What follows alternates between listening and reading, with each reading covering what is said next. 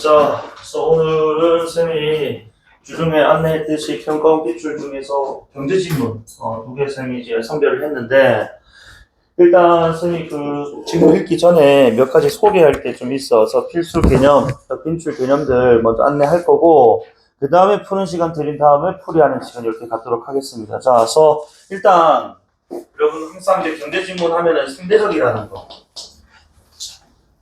요거 좀 기억 좀 해줘. 그러니까 좀 더 내가 뭐 밑에 필기도 하겠지만은, 우리 자 준서야, 환율이 높아지면 수출에 유리하나 수입에 유리하나? 수출에 유리하지. 그 반대로 수입에는 뭐 하다고? 불리해요. 왜 그러냐면은, 자 일단 우리가 환율이라는 게 기본적으로 이 달러화에 대한, 그치? 달러에 대한 어떤 통화의 교환 비율, 그치? 이렇게 뭐 통화라는 해서 원화 이런 거 뭐 예를 들자, 그치? 이라고 해서 교환 비율 줄여서 환율이라고 해요. 맞니? 이때 이 환율이라는 것이, 그치? 자, 예를 들어가지고 우리가 1달러에 1,300원이라고 하자. 그치? 그러면은 1달러당 지금 1,300원에 교환해주겠다 이런 뜻이거든? 맞아? 이런 상황에서 만약에 환율이 1,400원이 된다. 그러면은 이걸 우리는 환율이 뭐 했다고 하노? 올랐다라고 한단 말이야. 그치? 자, 요때 아까 내가 얘기했던 것처럼 원래 내가 한 개당 1달러짜리 물건을 내가 이제 미국에다 수출하고 있는 상황이라고 하자고. 그러면 이제 내가 한 개 팔아서 1달러 벌어들이면 우리나라 은행에다가 1달러 주고 1,300원을 바꿀 수가 있었단 말이야. 근데 이제 환율이 오르면서 내가 1,300원에 얼마를 바꿀 수 있다고? 1,400원 바꿀 수 있단 말이야. 그치? 그 이전보다 환율이 오르기 전보다 100원을 더 내가 더 받는단 말이지. 맞니? 그러니까 수출에 유리하지만 내 반대로 수입업자야. 그래서 내가 물건을 떼와서, 그치? 우리나라 이제 이 소비자들한테 판매하는 사람이라고 하자. 수입업자. 그래서 내가 한 개당 1달러짜리 물건을 이제 1,300원에 떼어서 2,000원에 팔 때는 얼마의 수익? 700원의 수익이야. 우리 짱깨식으로 했을 때 700원의 수익을 남긴다고 하자고. 근데 이제는 1달러짜리 물건 한 개 받아오면은 2,000원 팔아봤자 얼마밖에 안 남는다고? 600원밖에 안 남는단 말이야. 그치? 그러니까 100원에, 개당 100원의 손실이 생겨버린단 말이야. 환율이 오르기 전보다. 그래서 상대적이라고 항상 또 기억해 줬으면 좋겠고, 그 다음 또 상대적인 관점이 또 뭐냐면은, 자, 그래서 이 환율이라고 하는 것은 금방 달러에 대한 우리 원화의 또는 통화의 교환 비율이라고 했는데, 이 환율이 오른다라는 건 기본적으로, 자, 지금 1,300원, 1,400원이 되었을 때, 이제는 자, 내가 1,300원을 들고 은행에 갔어. 자, 오르기 전에 1달러를 바꿔줄 수 있는데, 오르고 나서 1,300원 들고 가면, 자, 준서야, 1달러 바꿔줘, 안 바꿔줘? 환율이 올라버리고 1,300원 가져갔어. 그리고 1달러 달라고 하면 줍니까, 안 줍니까? 안 준다고요. 그치? 야, 100원 더 줘야지 이래 버린단 말이야. 그러니까 우리나라에 지금 이제 자 1,300원은 더 이상 1달러의 가치가 아닌 0.9몇 달러 이 정도 되겠지. 그치? 90센트 뭐 이렇게 될 거예요. 작게 주고 있을 때. 즉, 이 말인즉슨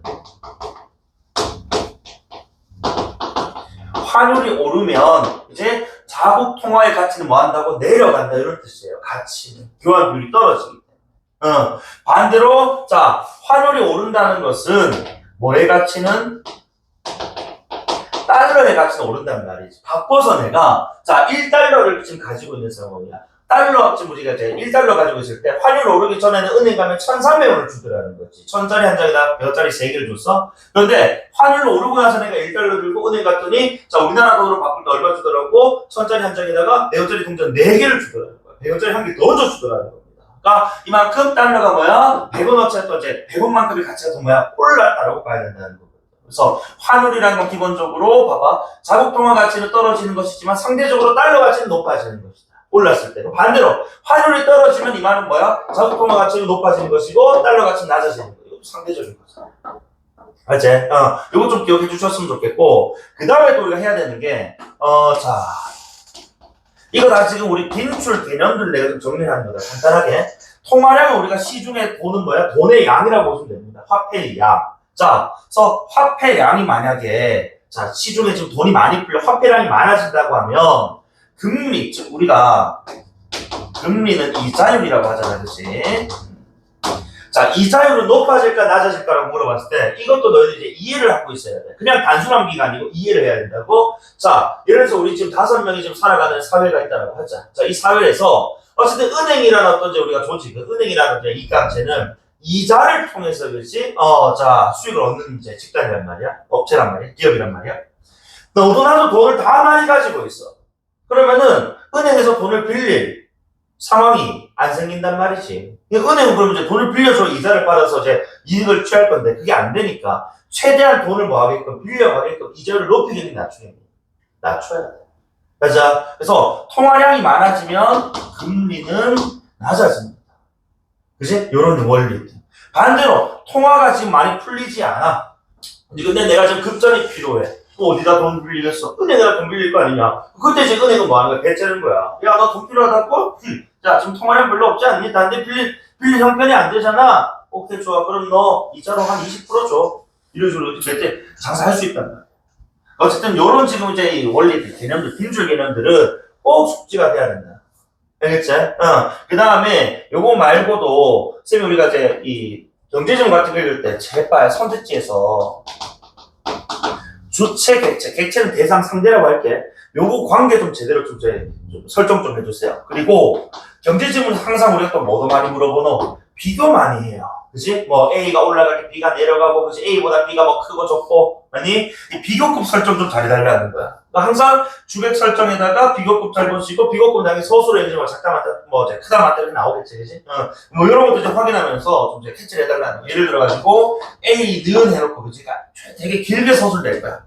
그다음에 자 B보다 B도 되게 길게 서술 되겠지, 그치? 자 어쨌든 요런 문장들 이렇게 봤을 때. 이렇게 길게 판단하지 말고 A나 B와 같은 기호 활용해가지고 A와 B의 어떤 관계가 뭐가 주고 뭐가 객체고 뭐가 대상이고 이런 것들 좀 판단 좀 잘해달라는 거야.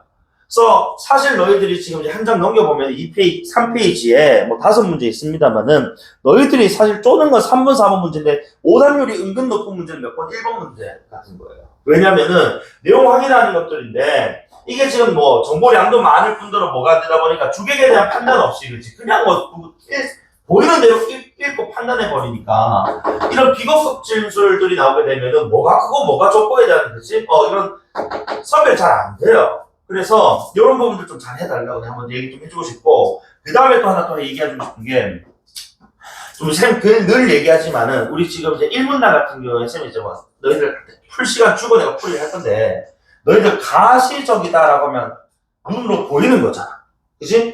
그래서 자, 1문단 내가 이거 간단하게만 볼게. 밑에서 1문단이야. 1문단 밑에서 세 번째 줄에서만 가시랑 같은 말 찾아봐. 1문단 밑에서 세 번째 줄에 가시랑 같은 말. 준서 뭐야? 그래, 명시. 내가 뭐 얘기하겠노, 주제 그러면은. 뭘 맞추라고? 그래, 층이 맞추려. 그치? 그니까, 층이 맞추고, 안 맞추고, 엄청나게 차이 있어, 이거. 읽어내는 데 있어서. 알겠지? 그리고, 자, 층이 맞춰주는 건 물론이고, 만약에, 이런 지금 상대적 개념으로서, 그지? 이분법적, 이양대립적 요소가 나오잖아? 그러면은, 요거 꼭 뭐 해가면서 좀 대립지점 찢어내놓고, 그치? 좀 구별해가면서 좀 읽어달라는 거야.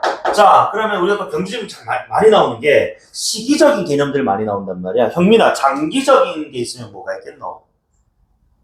단기적인 게 있지. 그치? 그러니까 이양적인 요소. 그러니까 중간에 장기도 아니고 단기도 아니고 이런 어떤 이제 이 중간함은 없을 거라고. 그치? 그러면 장기적일 때 어떤 상황, 단기적일 때 어떤 상황, 어떤 상황에서 어떤 문제가 발생하고, 그치? 이 문제를 어떻게 해결할 것인가. 이런 것들에 대한 판단을 좀 잘해달라는 거예요. 알겠네? 자, 그러면, 자, 지금 여기 첫 번째 오버쇼팅 문제, 뭐 수능 문제, 뭐 읽어본 친구도 있고, 그렇지 않은 친구도 있을 건데, 일단 요 지문만 세면 15분 드릴 거, 뒤에 있는 두 번째 지문은 5분 드릴 거예요. 그래서 요 두 지문 푸는데 합이 20분 드릴 건데 8문제 중에 한 7개는 가져가야 된다고 생각을 해. 그래서 지금 자 핸드폰 시계로 딱 10분이거든요. 쌤이 30분에 풀이 시작하겠습니다. 30분 풀이 시작을 하면 그때는 쉬는 시간 없이 쭉 풀이를 할 거야. 알겠지? 자, 지금부터 신중하게 한번 풀어봅시다. 시작!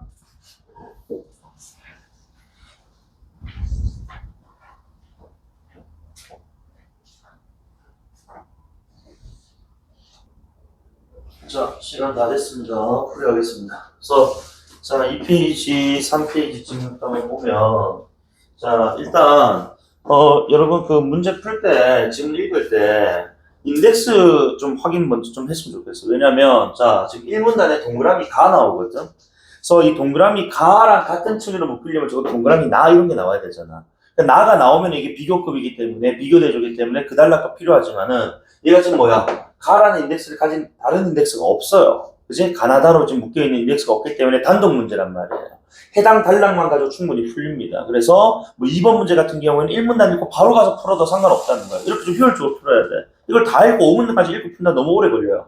그지? 1문단 내용 다 뭐 피발되고 없단 말이야. 맞지? 그래서 확인하고 바로 가서 풀어도 상관없다. 그래서 1번 문제는 뭐지? 우리가 뭐 길기 때문에 내용 확인하는 거라서 뭐 끊어 갈 필요도 있겠지만 어쨌든 뭐 한 500% 상관없고 본인의 기호에 따라 푸시면 되고 3번은 당연히 뭐 기호, 보기 사례 문제이기 때문에 당연히 이 글의 화제와 관련된 상황을 지금 이렇게 사례로 만들어 놓은 걸 겁니다. 자, 그 다음에 4번 문제는 이것도 이제 인덱스 기억, 미어드 이거 친구가 맞거든요. 그지? 얘네들의 상관관계에 따라서 얘네들이 과연 어떤 그래프로 나타나는 친구들인지 하락하는 건지 상승하는 건지 많이 상승하는 건지 이렇게 판단하면 되는 겁니다. 그리고 5번에 미세 조정 정책 수단에서 박스되어 있는 문제이기 때문에 이것도 5문단만 가지고 푸는 거거든요. 그러니까 효율적으로 좀 푸셨으면 좋겠어. 읽기. 예, 앞서서 알겠지? 자, 그러면 1문단 한번 볼게. 그래서 정부는 국민 생활에 영향을 미치는 활동의 총체인 정책의 목표를 효과적 달성하기 위해 목적, 정책 수단의 특성을 고려해서 정책을 수행한다는데 어쨌든 주체는 정부, 그다음에 효율적 달성, 그다음에 특성 고려해서 수행한다. 뭐 이런 얘기를 좀 했어요. 어쨌든 그 수단의 특성이 뭐가 있냐면은 자, 강제성, 직접성, 자동성, 가시성 이렇게 네 가지가 있다는 말이에요. 그럼 이제 강제성 우리가 뭐 어디가 좀 느껴지잖아, 그렇지? 정부가 일단 주체야 개인이나 집단 행위를 제한하는 거라고. 그래서 밑에 보시면 규제 뭐 줄임말이니? 규범으로, 규칙으로 제한한다. 이런 뜻이잖아요. 그러니까 이런 규제는 강제성이 높은 것이고, 자, 직접성은 정부가 공공활동의 수행과 재원 조달에 말 그대로 직접 관여하는 정도니까 밑에, 자, 정부가 정책을 직접 수행하지 않고 민간에 위탁 무슨 뜻이? 맡기답니다. 그래서 우리 여러 가마 독서실 다니는 친구들 이제 위탁급식 이렇게 얘기하잖아요. 그치? 독서실에서 밥 안 해주잖아. 다른 업체에서 가져오잖아. 위탁하는 거야, 위탁급식. 어쨌든 간에 위탁이란 당연히 뭐야? 간접적 방식이겠지. 그치? 그러니까 직접 반대 개념이고 어쨌든 직접성 낮은 거고 그다음에 자동성은 정책을 수행하기 위해서 별도의 행정기구 따로 만드는 것이 아니라 기존 조직 활용하겠다라는 거야. 그치? 그러니까 필요한 인덱스만 밑줄과 이거 다 갖고 있는데 언제 다 갖고 앉아있냐. 언제 다 선별할래. 그치? 그래서 자 전기자동차 보조금 제도를 기존이니까 그치? 이런 것들이 자동성 높은 사례구나. 넘어가. 그다음에 가시성은 아까 얘기했던 것처럼 우리가 한번 예를 들었었는데 예산 수립 과정에서 정책을 수행하기 위한 재원식의 돈입니다. 명시적으로 이렇게 드러나는 경우.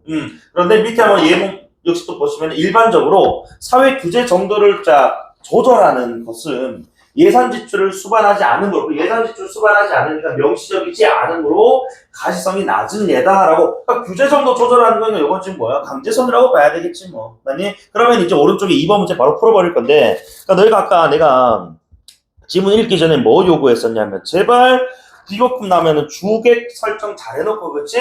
서술로 보자고. 그래서 자 봐봐. 다자녀 가정의 출산 장려금을 지급하는 것은 이 주어야 A야. 맞아? 그 다음에 불법 주차 차량에 과태료를 부과하는 걸 우리가 자 대상 비교급 B라고 보자고.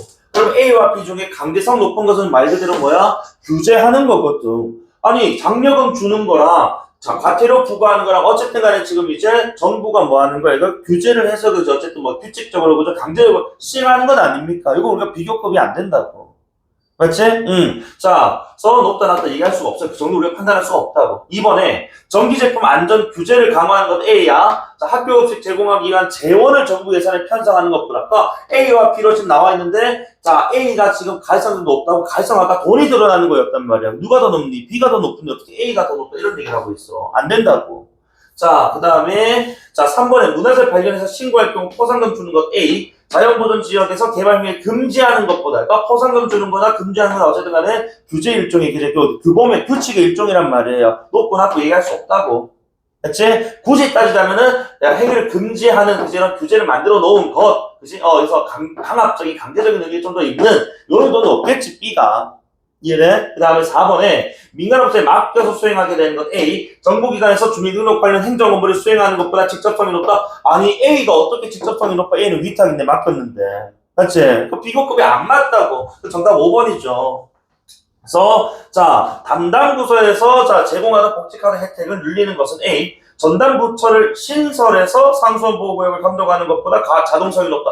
당연히 자동성이나 우리가 기존, 그치? 그 다음에 신설 이런 개념으로 봤을 때 당연히 기존이 신설보다 자동성 높다는 요거는 뭐야? 비거급이 맞단 말이에요. 정답 5번이죠. 이거 틀렸으면은 요거 A, B 이제 우리가 주체 객체 설정해서 선택지 판단하는 거 계속 연습해 보셔야 돼요. 요런 판단 안 되면 이런 문제들 되게 좀 어렵게 느낄 수밖에 없거든. 그러니까 계속 의식적으로 주객 설정해서 판단해보고 하는 것도 해야 됩니다. 자, 그 다음 2문단 계속 갈게. 자, 그래서 1문단 내용은 요 2번 문제 때문에 존재하는 것 같고, 자, 그래서 2문단부터가 이 지문의 핵심이야. 자, 그래서 2문단 보면 이렇게 정책수단의 이 선택의 사례로 환율과 관련된 경제 현상을 살펴보자라고 환율이 지금 던졌다.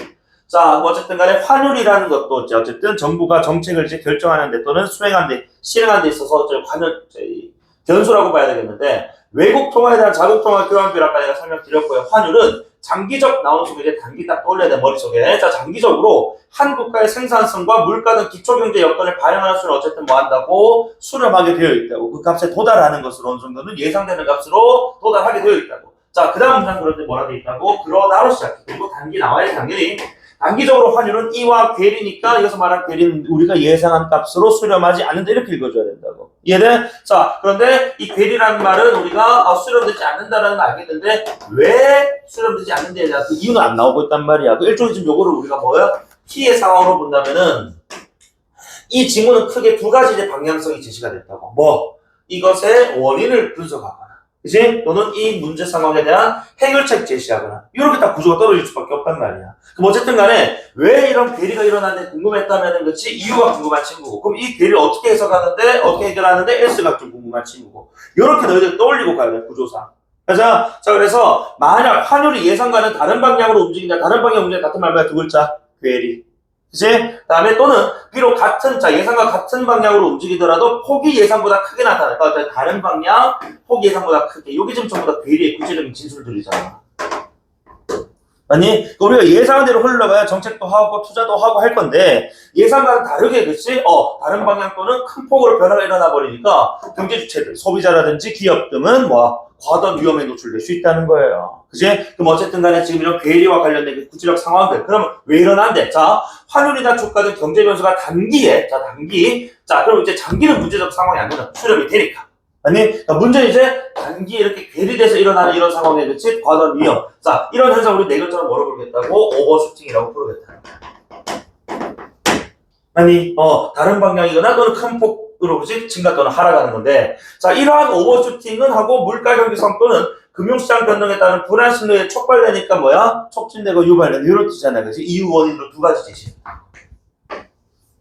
첫 번째 물가 경기성. 그 다음에 불안심.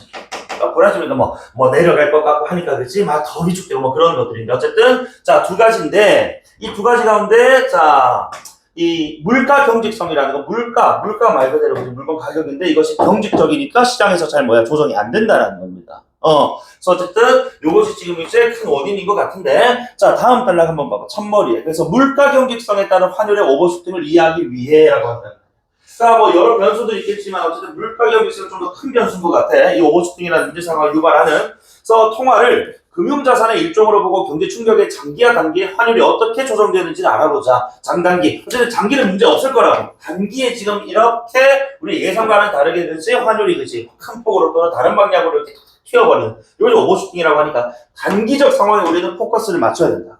그래서 자 경제 충격이 발생할 때 물가와 환율은 충격을 흡수한 조정 과정 거칩니다. 자 물가는 단기에는 장기 계약 및 공공요금 규제로 등으로 인해서 경직적이다라고 돼서 자 이때 다시 아까 얘기했던 물가 경직성이니까 물가는 단기에는 뭐하다고 경직적이야. 이제 근데 장기에는 어쨌든 신축적이다라고 좀 얘기를 하거든. 또 봐봐. 그럼 결국에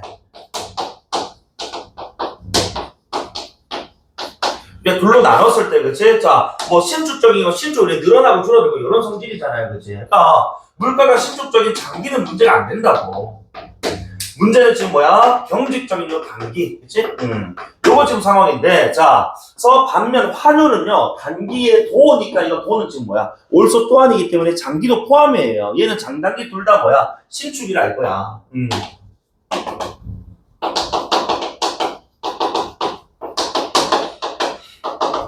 그러면 이제 신축적으로 늘어나고 줄어들고 하니까 그렇지 다 조절이 가능하다면 조절이 아까 위해서 조정 과정을 거치게 된다면은 문제는 바로 단기적 상황. 그지? 환율은 막 뛰고 내리고 하는데 그치? 물가에는 가만히 있단 말이야. 그러니까 이런 과정에서 뭐가 생긴다? 갭이 생겨버린단 말이야. 그지? 조정의 차이가 생겨버린다. 그래서 봐봐. 이러한 물가 환율의 조정 속도 차이, 이러한 물가와 환율의 조정 속도 차이니까 어느 시점에 단기에 물가는 경지. 그치? 그 다음에 환율은 신축. 여기서 갭이 일어나 버렸다 이거야. 이해되니? 자, 그러면서 물가 환율이 모두 신축적으로 조정되는 장기에서는 자, 구매력 평가설. 어쨌든 간에 이거는 이제 우리가 장기로 이제 묶을 거니까, 장기는 구매력 평가설이란 뭐 이론에 따라 설명되는데, 이에 따르면 환율은 자국물가 수준을 외국물가 수준으로 나눈 거니까, 그렇지. 자국물가를 외국물가 나눠서 A분의, A와 B라고 하면 되지. B분의 A라고 표현하면 되잖아. 어쨌든 간에. 그래서 이를 균형 환율이라고 보고, 자, 가령 국내 통화량이, 그치. 자, 화폐량이 이제 증가를 해서 유지가 되는 경우, 장기는 문제가 안 되니까, 그렇지. 자, 자국 물가도 같이 높아져. 그래서 통화량과 물가가 그치 이렇게 자 증가하고 높아지니까 비례관계인가 봐. 그래서 어쨌든 장기 환율은 어느 정도 상승할 때 상승은 오버슈팅과 같은 큰 폭의 상승이 아니고 우리가 예상한 수렴되는 정도, 그지? 예상 수준으로 수렴되는 수준에서의 상승일 거라고. 문제가 되지 않는 선에서의 상승일 겁니다. 만약에 장기니까. 자, 이때 통화량을 물가로 나눈 실질 통화량은 변하잖아. 왜? 물가도 오르고 통화량도 오르니까, 그지? 분모 분자 다 오르니까 이때 그 값은 실질 통화량이라는 건 변하지 않는다는 얘기 지금 나와 있는 거라고. 아니, 그럼 이제 문제는 자, 똑같은 만약에 통화량이 증가해서 유지될 경우에 단기는 어떤 상황이 생겨버린다고? 실질 통화량, 즉 자, 통화량을 물가 나누기 때문에 분모 자리가 가만히 있고 분자만 계속 커질 거니까. 만약 통화량, 실질 통화량이 막 증가하게 되면서 결국은 뭐가 된다고? 금리가 떨어지고 이런 얘기 막 나올 거란 말이지. 그래서 다음 문제 한번 봐봐. 그래서 이때 자, 우리 그런데 문장이네. 자, 그런데 단기에는 물가의 경직성으로 해야 되고, 우리가 궁금한 건 지금 장기가 아니고, 장기는 어차피 구매력 평가설 이런 것들, 그치? 에 따라서 어차피 수렴될 거니까 넘어가. 단기가 중요하다고. 구매력 평가설에 기초한 환율과는 다른 움직임, 즉 기존에 우리가 예상했던 바와 같은 상승이 아니고 다른 움직임이니까 이때 다른 움직임은 아주 큰 폭의 상승을 얘기하는 거겠지. 그치? 자, 오버슈팅 발생할 수 있는데, 가령, 얘도 똑같은 전제야. 국내 통화량이 증가해서 유지돼. 아까 단기도 똑같은 지금 이제 변수 없으니까 이거 상수가 되는 겁니다. 통화량이 증가했을 때, 물가가 경직적이어서, 자, 물가 경직적이니까 아까 물가분해, 그치? 통화량. 이거를 우리가 실질 통화량이라고 했었거든. 그럼 물가가 가만히 있으니까 분모는 가만히 있고, 분자 커지가 당연히 실질 통화량 증가하겠죠. 많이 증가하고, 이에 따라 금리는 하락한다고. 아까 얘기했잖아. 이거 이제 설명을 안 해준다고. 워낙 자주 나왔기 때문에. 이제 통화량이 늘면 왜 금리 하락한다고? 시중에 돈이 많이 풀리기 때문에 사람들이 돈을 빌리려고 하지 않는다고. 그러다 보면 자, 금리, 즉 이자율을 통해서, 이자와 같은 걸 통해서 이익을 얻는 업체 같은 경우, 기업 같은 경우, 은행 같은 경우에는 금리를 낮출 수밖에 없다 이겁니다. 이해되나? 그래서 자, 통화량 증가, 그다음에 금리는 하락. 그렇게 되면 자, 우리 21세기 자본주의 이제 이 사회에서 자본 이동이 이렇게 자유로운 상황에서 금리가 낮대. 우리는 합리적인 어떤 이제 경제 주체들이라고 봤을 때 금리 이자율이 낮은 이제 기업이나 나라에 투자를 하겠어? 안 한다는 거죠. 내가 1억 있어. 내가 1억 있는데 이자가 1% 있는 나라가 있고 이자가 5%인 나라가 있다고. 예를 들어가지고 어디에 투자할래? 5%인 나라 투자해야 500만 원 벌지. 1%면 100만 원밖에 안 되잖아. 그러니까 자, 금리가 하락하니까 어떻게 된다고?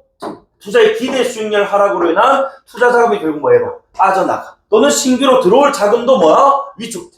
막혀버린다. 아니, 그러니까 이러는 과정에서 결국 한다고? 자, 이때 자국 통화 가치는 하락해버리고 환율은 상승이라는, 그치? 아무래도 우리가 지금 예상했던 이 국내 통화량 증가에 따른 상승폭이 어느 정도 정해놨는데, 그보다 훨씬 더 높은, 그치? 상승이 일어나는 이유가 바로 물가 경직성 때문에 일어난다 이거예요, 지금.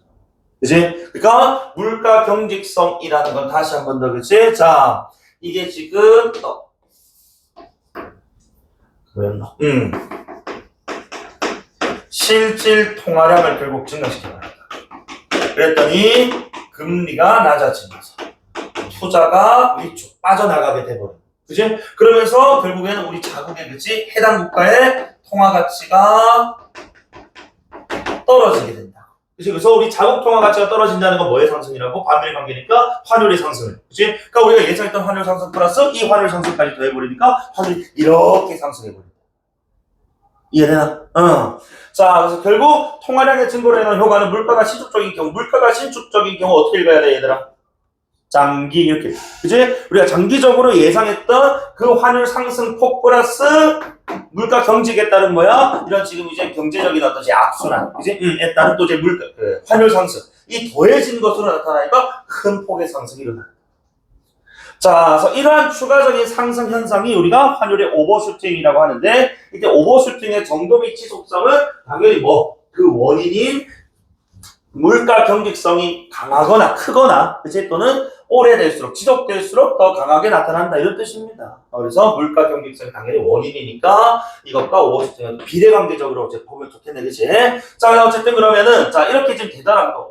요게 지금 뭐야? 단기라는 워딩이 좀 적혀있단 말이야. 그러니까 이 단기만 벗어나서 장기적 상황이 된다면 시간이 경과함에 따라 어떻게 읽어줘야 돼? 이제 단기에서 벗어난 장기로 접어든 거야. 그치? 그러면 이제 오버슈팅의 어떤 현상은 뭐 된다? 물가가 이제 자 상승했다면 어떻게 읽어줘야 되겠니? 물가가 이제 신축적이 되는 거야. 아니 그러니까 이제 실질 통화량도 뭐 되는 거야? 실질 통화량이 어느 정도 낮아지겠지. 그치? 그러면서 아까 예상했던 물가랑 그치? 통화량이 그치? 폭이 같아지는 수준에서 실질 통화량이 원래 수준으로 돌아온다. 얘들아 그러면은 자 유출되었던 자금들이 그냥 시장 금리의 반등으로 그러니까 실질 통화량이 원래 값으로 돌아가니까 시장 금리는 어떻게 해야 돼? 올라가야 될 것 아니냐 얘들아. 그치? 그러니까 우리나라 지금 금리가 올라가니까 자 결국에 투자 자금들도 다 뭐 하게 되는 거야? 우리나라 다시 돌아오게 되는 거야.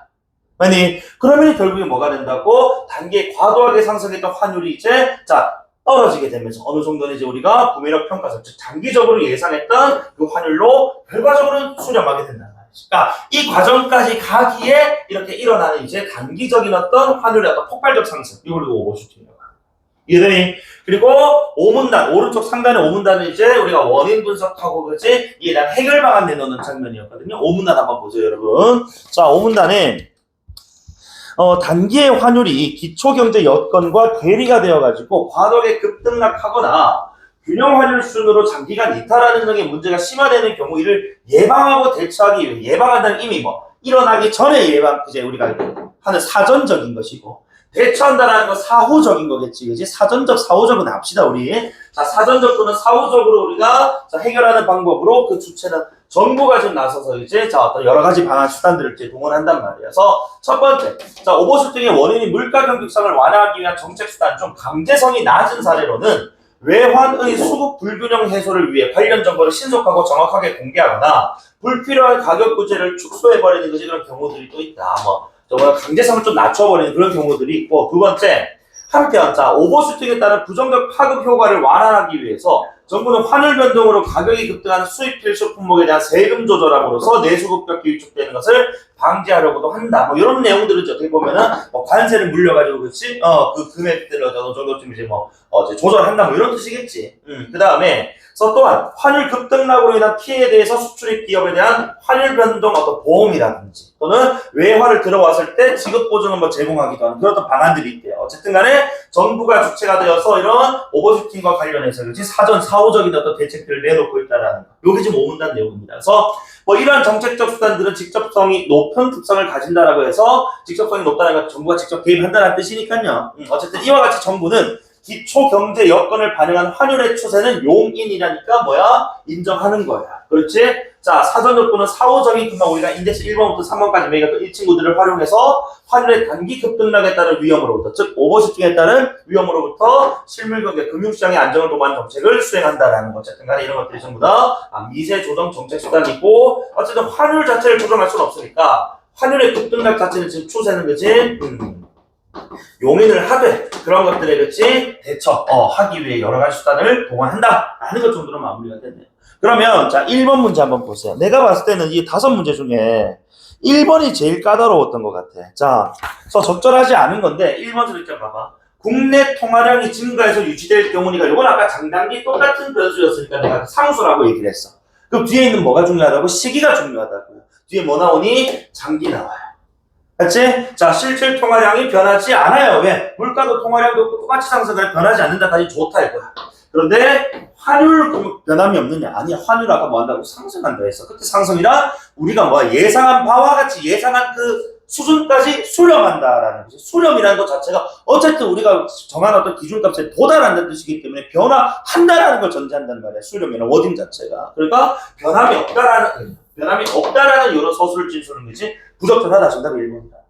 내가 봤을 때 5문제 중에 제일 까다로웠던 문제가 아니냐. 정답 1번이고. 그 다음에, 자, 물가가 신축적인 경우니까 어떻게 읽어야 되는 거야? 장기. 경직적인 경우 단기. 그럼 이제 장기를 지금 우리가 주어 A로 잡고 비교급을 단기 B라고 잡았다. 그치? 그러면 장기가 단기에 비해 국내 통화량 증가에 따른 국내 시장 금리 하락폭이 작을 것이다 하기도 전에 너희가 한번 판단해보라. 하락폭을 얘기했다고.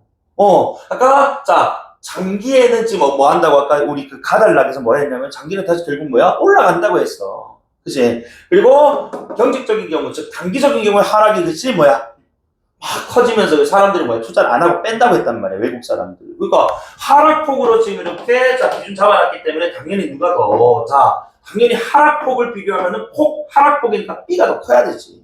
그치? 바꿔 얘기하면 A가 더 작다라는 말은 맞다고. 이해되니? 이거 비교급이잖아. 아니, 자, 그 다음에, 3번에 물가 경직성에 따른 환율 오버슈팅, 이거 다 전부 단기가 전제되어 있네. 당연히, 물가 조정 속도보다 환율의 조정 속도가 즉 뭐야? 물가는 경직적이고. 그치? 그 다음 환율은 신축적이기 때문에 요들의 갭 때문에 일어나는 거야. 원리는 알아야 될 거 아니야. 그렇지? 4번에, 오버슈팅 발생사 이거 단기예요. 외국인 투자 자금이 국내 시장 금리에 민감하게 반응할수록 오버슈팅 정도, 그러니까 민감하게 반응한다는 것은 뭐야? 투자 금액을 막 완전히 뺀다거나. 그치? 아예 투자 안 한다거나. 그러니까 민감하게 반응이라는 것이겠지? 투자 금액을 많이 뺀다, 투자를 안 한다. 이런 개념을 읽었다면 당연히 50% 정도 커질 것이다. 또는, 이때 금리에 민감하게 반응한다라는 것을 우리가, 물가 경직성 또는, 물가 경직성으로 읽었을 때, 그치? 50% 정도 커진다는 비례관계식 나올 겁니다. 그래서 밑에 똑같은 말 나오거든? 물가 경직성이 클수록 구매력 평가서를 기초로 환율을 수렴되는 걸리는 시간이 길어진다. 왜냐면 그 단기 오버슈팅이라는 것이 뭐야? 지속되는 시간이 길어진다. 이런 뜻이거든요. 비례식이니까. 5번도 맞다. 정답 1번입니다. 2번은 풀었으니까 넘어갔고. 그 다음에 3번 복인데 지금 우리 이 질문에서 뭐 읽었냐면 오버슈팅을 읽었어요. 그치? 그러면은 준서야, 요 복에서 무슨 사례 얘기하겠어? 그래, 오버슈팅 얘기해야지. 출제자가 미쳤다고 다른 사례 얘기하겠냐고. 오버슈팅 사례 얘기해야지. 그치? 아니와 다를까? 어쨌든 간에 A국의 불안, 그치? 이런 것들로 인해서 B국으로 돈이 다 빠져나갔네? A국의 환율이 급등하고 또 어떻게 읽어야 돼? 오버슈팅 이렇게 읽어야 돼. 아니, 어쨌든 지금 여기서는 뭐 요 두 가지가 다 반영했다라고 봐야 되겠죠. 어쨌든, 이때 그래서 B국에서는 해외 자금 유입에 따른 통화량 증가로 인해서 시장 금리가 변동할 것으로 지금 변동이란 말은 추상적이란 말이에요. 그러니까 이게 오를 것인지 낮아질 것인지 너희가 판단해야 되는데 뒤에 봐봐. 이에 따라 A국의 환율 급등은 향후 다소 진정적 오버슈팅 어느 정도 완화된다니까 이 말인 즉슨 뭐야? A국의 금리가 어느 정도 오른다 이거. 그지? 그럼 오르는 이유는 결국 뭐야? B국의 지금 뭐야? 금리가 뭐였기 때문에 떨어졌기 때문에 이렇게 가야 된다. 아니, 그러니까 B국으로 너무 몰리니까 그지? 금리가 떨어질 것이고 상대적으로 A는 또 올라간다. 그러니까 상대적으로 생각하고 상대적으로. 그래서 어쨌든 그런 와중에 양국 간 교역 및 금융 의존도가 높은 현실을 감안할 때 이 환율 상승이라는 것은 다시 수입의 그치 또는 수출의 이런 지금 뭐야 부작용 또는 또 이제 이 효과 이런 상대적 관점에서 이렇게 그 결과가 또 나타나고 이 상황에서 정부는 그렇기 때문에 뭐야 함부로 지금 이렇게 뭐야 개입해가지고 정책 수행하면 되면 안 됩니다. 왜냐면 이거 개입 건드려다 수입이 지금 이제 수출이 지금 어떤 상황인지 모르는데 그치 둘에게 그죠 상대적이기 때문에 둘 다 리스크가 될 수가 있다. 그러니까 정부의 어떤 정책 시행은 좀 더 이제 뭐 조심해야 돼. 뭐 이런 뜻으로 나와 있는 것으로 스킵하면 자 1번 사례 한번 봐봐. A국의 환율의 오버슈팅이 발생한 상황에서 B국의 시장 금리가 하락한다면 오버슈팅 너희들 그러니까 이런 것들 A국의 환율 오버슈팅이 발생한 상황이라고 얘기했기 때문에 여기서 말하는 오버슈팅의 정도 당연히 A국이 전제되어 있는 거지. 맞니? 그럼 B국에서 만약 시장 금리가 하락한다면은 B국의 돈이 빠져나서 어디로 간다고? A국으로 갈 건 아니냐 얘들아. 그러면은 A국의 오버슈팅 정도는 뭐 낮아질 것이다. 완화될 것이다. 정답이 1번이죠. 안 그렇니? 그러니까 오버슈팅이라는 게 우리가 예상했던 그 상승 말고, 그치? 물가 경직성에 따른, 그쵸? 추가적인 이 환율 상승 때문에 나타난 거였단 말이야. 그러니까 이게 지금 사라져버리면, 그치? 즉, 시장금리가 뭐 하면서, B가 하락하고 A가 상승하면 당연히 오버슈팅 정도는 완화돼야 된다. 이런 뜻이거든. 이해되니? 서 정답 1번이고 그 다음에 뭐 A국에 오버슈팅이 발생하다가 뭐 불안심리 같은 게 나왔고 그렇지. 그 다음에 3번에 오버슈팅이 발생할지라도 시장의 조정을 통해 환율이 장기에는 어쨌든 뭐야? 우리가 예상했던 그 수준으로 수렴할 거라는 거.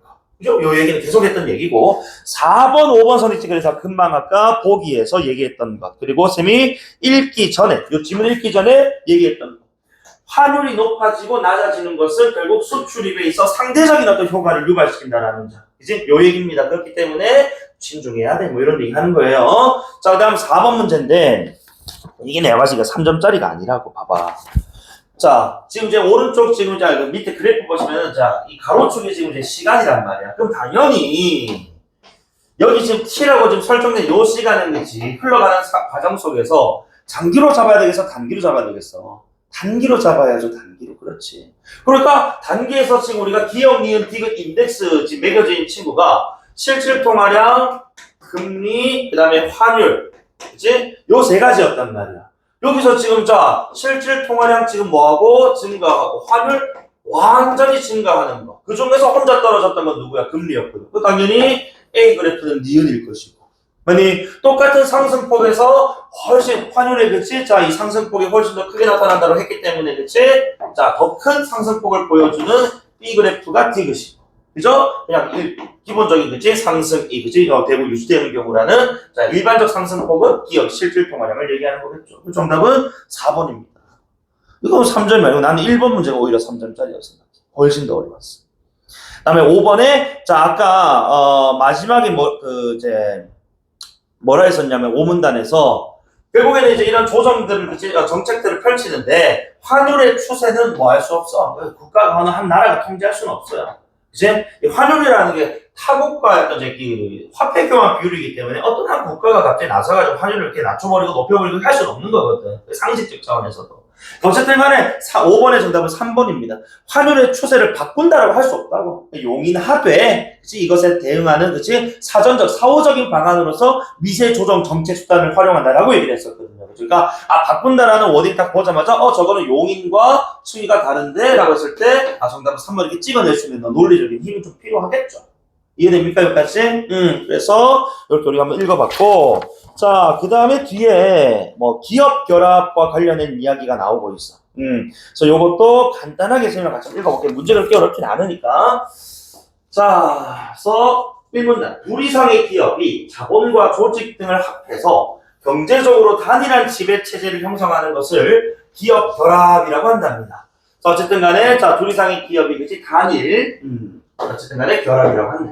자, 그래서 기업은 이를 통해 효율성 증대나 비용 절감, 국제 경쟁력 강화와 같은 긍정적 효과도 자 기대하지만 그 다음 문장 봤을 때 하지만 기업에 속한 사회에는 간혹 역기능과 같은 것이 그러니까 이거는 이제 또 보니까 파지티브, 네거티브로 이제 구분하고 있는데 당연히 어디에 좀 주목하겠어? 역기능에 좀 주목하지 않겠느냐, 그지?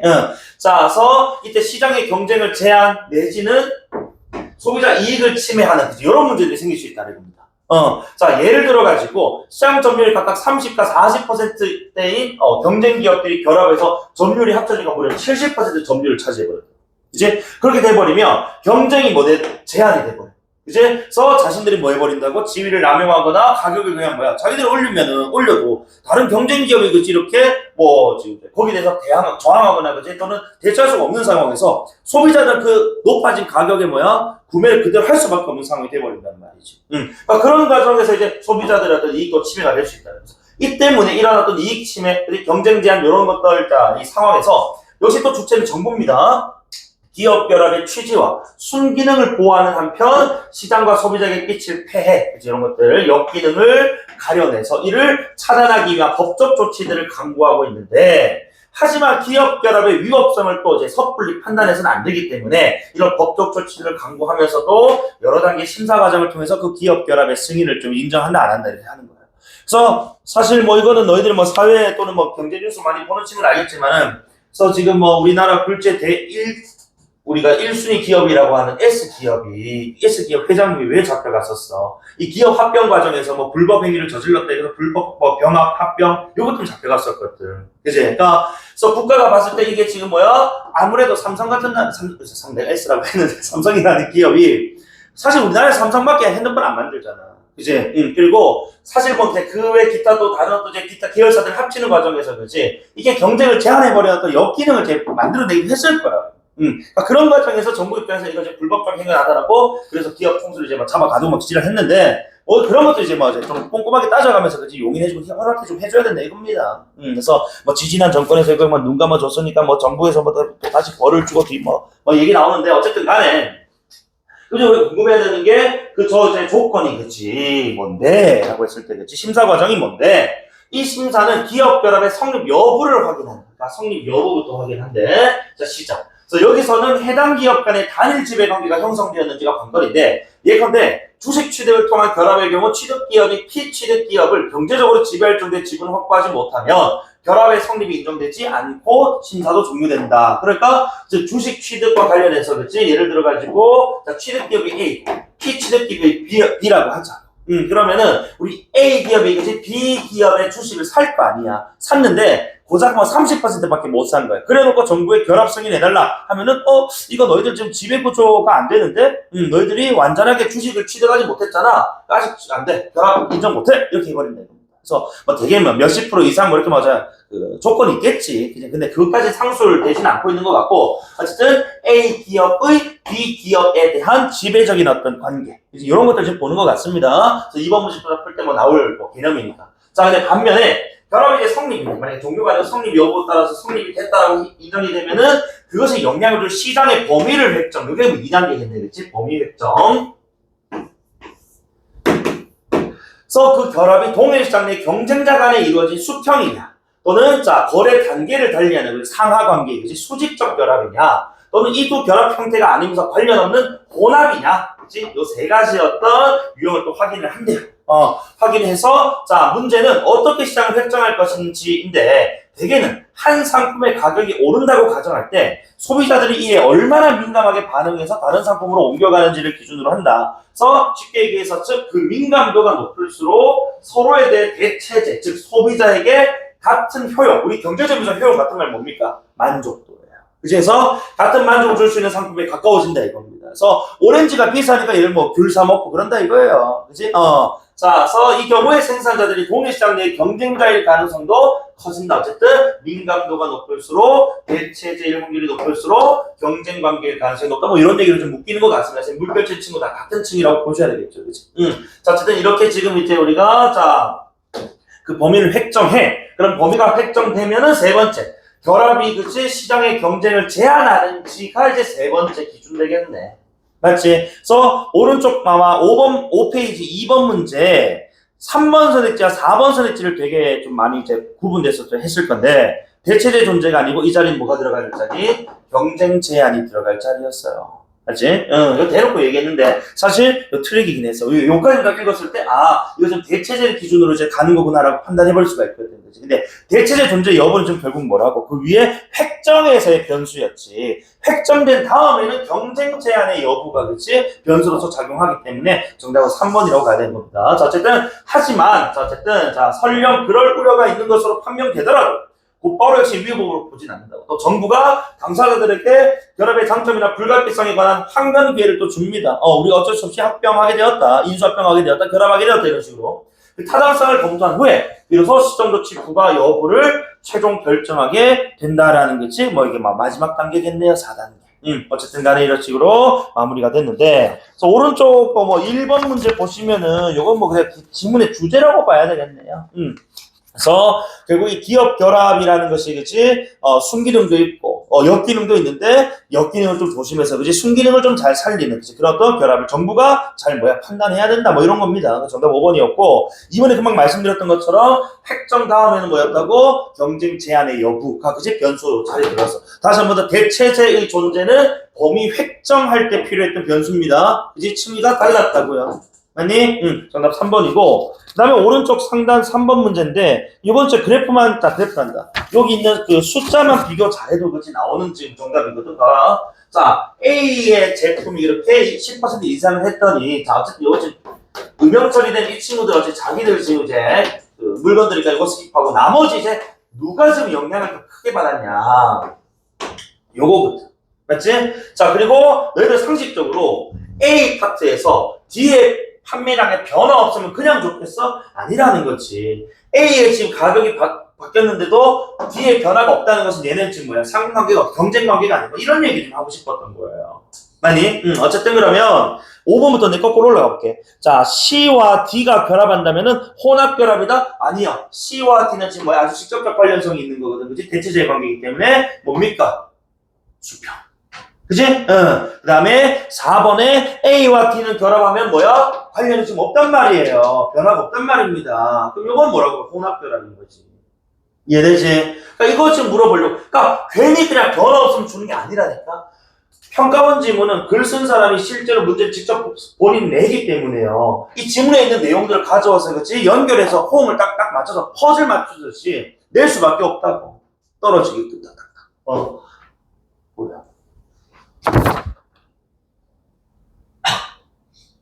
왜? 응.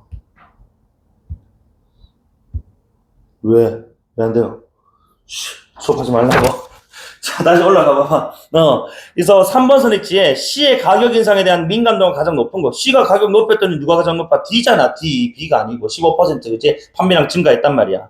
2번에 B와 동일 시장으로 획정될 가능성이 높은 상품은 결국 뭐야? 경쟁 관계에 있는 B가 지금 뭐야? 가격을 높이니까 누가? A의 판매량이 급증하지 않습니까? 그 정답은 2번이지.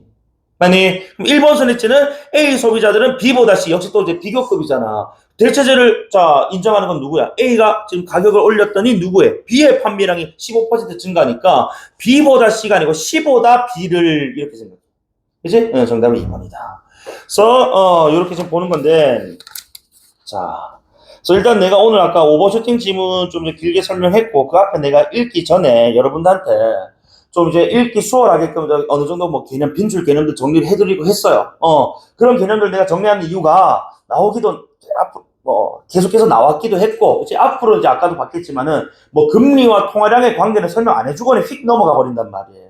그치? 이런 것들에 대한 이해 정도는 뭐 암기까지는 아니더라도 이해 정도 하고 계셔야 된다 이겁니다. 알겠니?